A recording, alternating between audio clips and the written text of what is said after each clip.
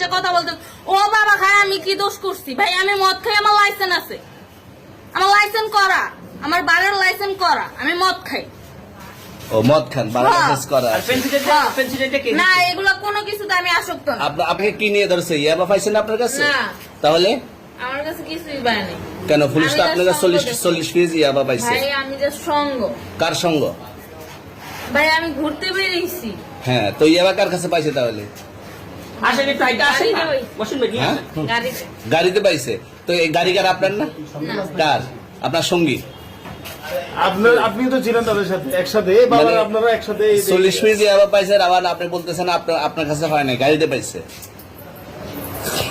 আচ্ছা আপনার নাম কি একটু সুন্দর বুঝি। করে তাকে এত সুন্দর উঠবো ছবি বাড়ি কোথায়